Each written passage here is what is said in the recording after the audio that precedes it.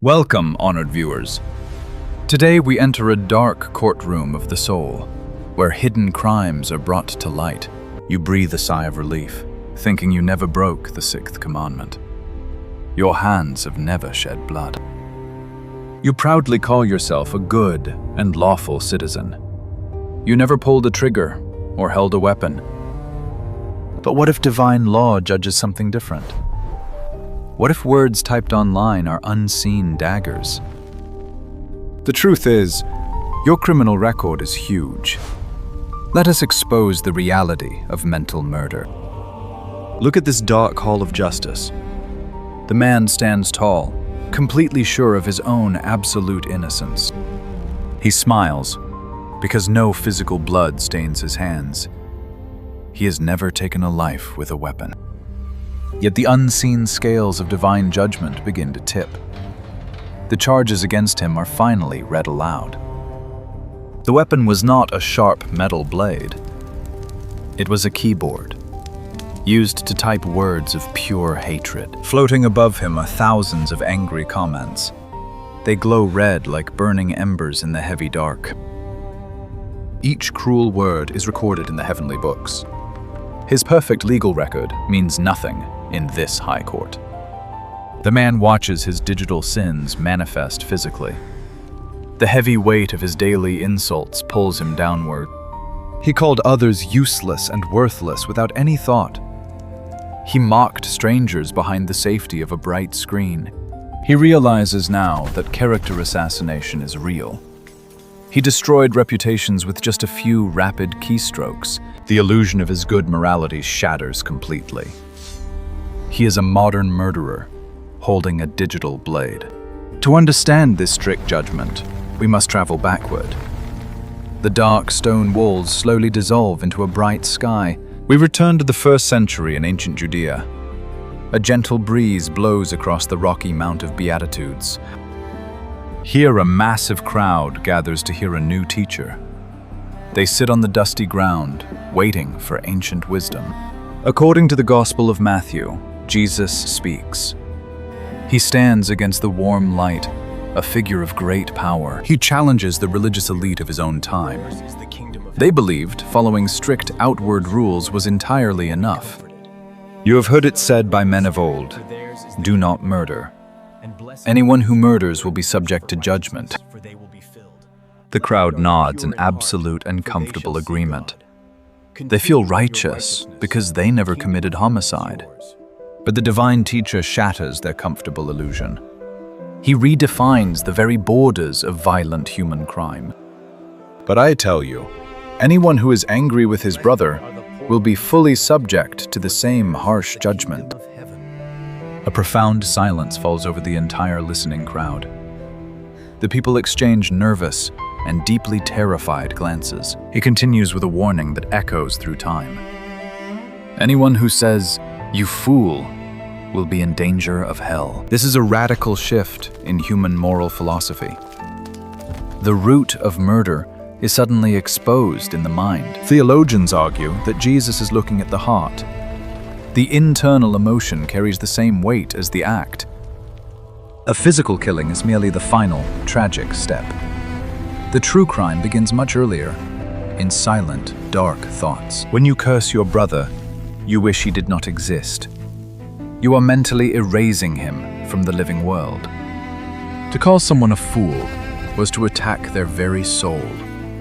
It was a direct assault on their inherent human worth.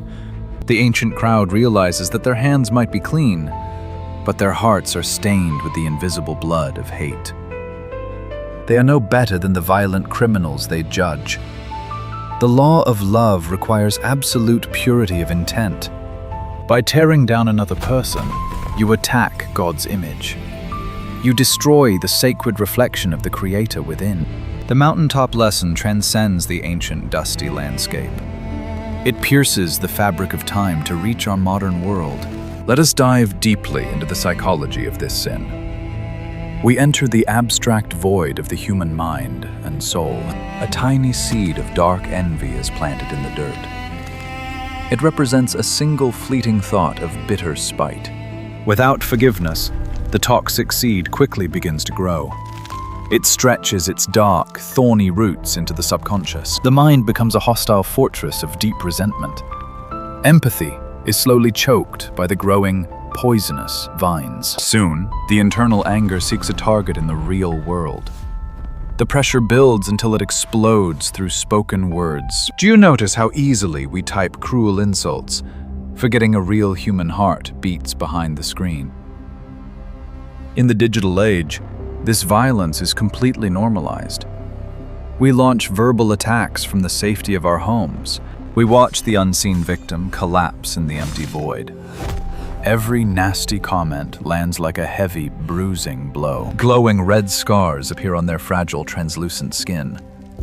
The pain is psychological, but the damage is profound. When you participate in modern cyberbullying campaigns, you are forming an angry mob holding digital stones. You strip the victim of their dignity and human grace. You reduce their complex life to a single, mocking joke. Psychological studies confirm the severe impact of words. Verbal abuse changes the structure of a developing brain. Victims experience genuine trauma and lasting distress. Their sense of personal safety is violently torn apart. The emotional wounds often take years to fully heal. Some scars remain visible on the soul for a lifetime. Is this not a form of slow, agonizing execution? You are draining the vital joy and hope from their spirit. You become the judge, the jury, and the executioner. You act without mercy, demanding absolute punishment. But remember the warning given on the rocky mountaintop. The measure you use against others will be used on you. Each word of contempt is a brick in your own dark prison. You isolate yourself from the light of divine grace. If your online history was read today, would you be a peacemaker or a silent killer? The arrogant man at his keyboard continues to type fast. He feels powerful, completely unaware of his own ruin. He thinks his anonymous profile keeps him fully safe. He believes there are no consequences for his cruelty. But the universe keeps a strict and flawless moral ledger. Every idle word will be brought into the final light. The victim weeps silently in the cold and lonely dark. Their spirit is heavily fractured by the constant abuse, yet a soft golden light begins to surround their broken form. Divine comfort reaches out to heal the shattered pieces. The unseen creator gathers every fallen, bitter tear. True justice defends the weak and comforts the broken heart. The ultimate tragedy is the destruction of the abuser. By choosing hate, they slowly murder their own humanity. Their capacity for love and genuine connection dies. They become an empty shell, fueled only by bitter rage. To harbor such anger is to drink a deadly poison, while foolishly expecting the other person to drop dead.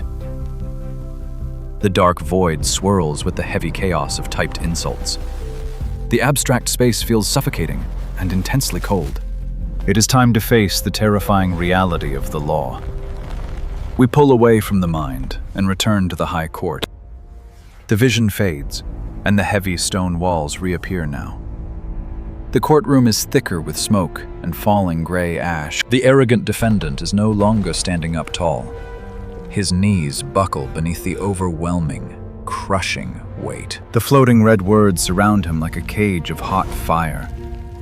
He finally reads the profound damage he has caused others. He sees the depression, the anxiety, and the deep tears. He witnesses the brutal aftermath of his casual jokes. His perfectly tailored suit is now wrinkled and ruined. It is covered in the dark soot of his own moral decay. He lifts his trembling hands and stares at them in pure shock. Though there is no red blood, they are stained pitch black. The spiritual residue of his hatred is clearly visible. He cannot wash away the stain of his digital crimes. The grand scales of cosmic justice lean heavily against him. The verdict of the divine law is absolute and clear. To intentionally destroy someone's peace is a grave sin. It is an offense against the very author of human life. The law of Moses restrained the physical act of murder, But the law of Christ demands the total healing of the heart. You cannot love God while actively tearing down His children. The two actions are fundamentally and totally opposed. The man bows his head as the harsh truth finally sets in. The illusion of his own righteousness has been shattered.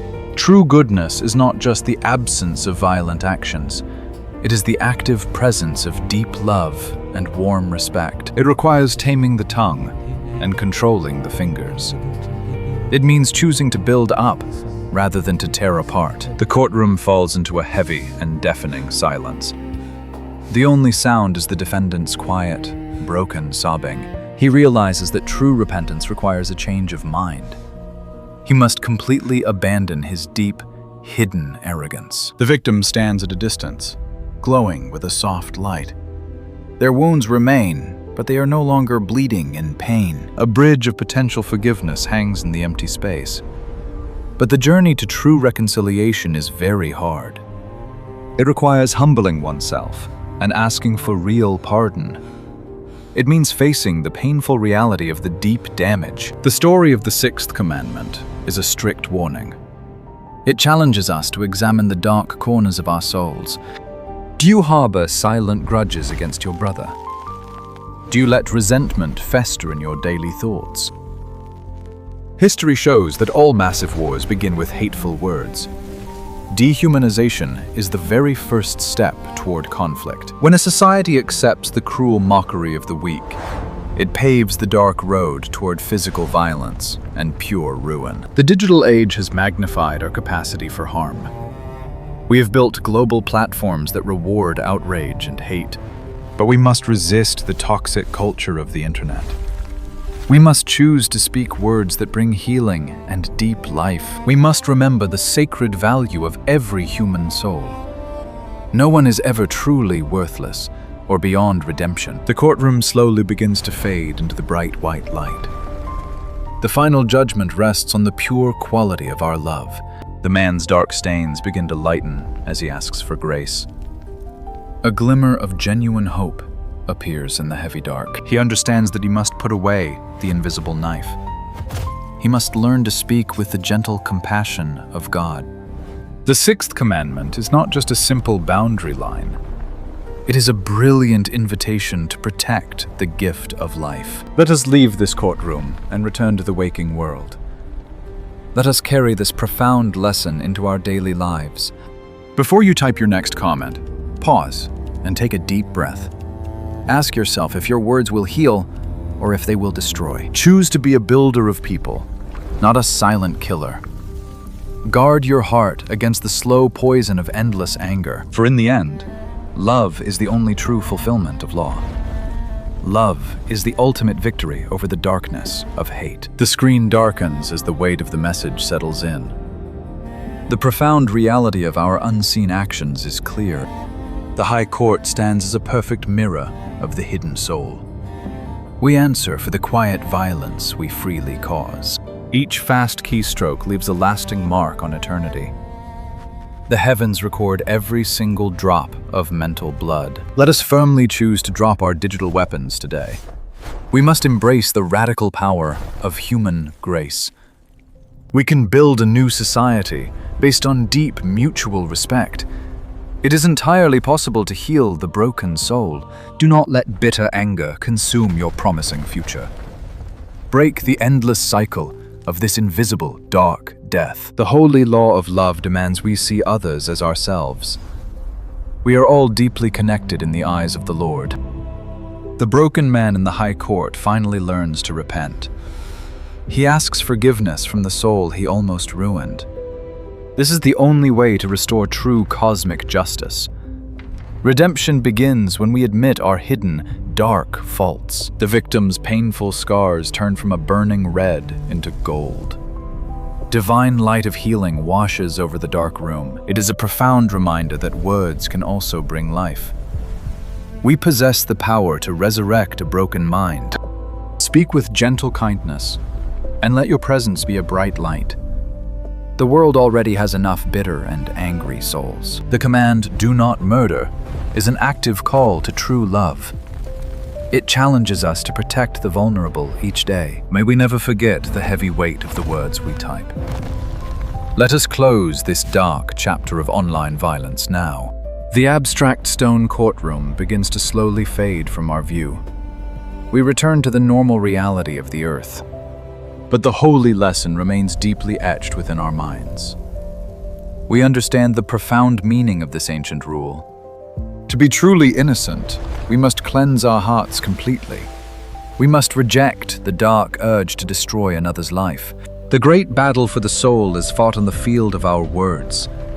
Let us stand as champions of peace in a noisy world. But the ancient commandments do not stop at mental death. There are more hidden dangers lurking in the human soul. If cruel words can destroy the fragile fabric of a soul, what happens when the most sacred human vows are betrayed? An insult ruins a life, but an intimate betrayal crushes the foundation of human trust and true, deep love. What happens when the strict boundary of desire is shattered by a sudden, selfish moment of blinding human lust? The seventh rule stands as a heavy guard against total chaos of intimate betrayal and dark adultery. We will explore the deep ruin caused by dark, broken vows in our next highly dramatic historic episode. Prepare your mind for a journey into the dark, twisted heart of human temptation and dangerous, blinding desire. Will the ancient walls of moral law hold firm, or will they collapse entirely under the heavy weight of dark lust? Join us next time to witness the frightening nightmare of the 7th Commandment. You will not want to miss this deep truth. The grand scales of divine justice never truly rest now. Prepare your soul for the shocking revelations to come. Are toxic comments truly equivalent to physical murder? Is divine judgment too extreme in the world today? If you were the judge in this spiritual courtroom, how would you sentence an online bully? Share your thoughts below. Subscribe to our channel, like this video, and share it to support our historic series online right now, today.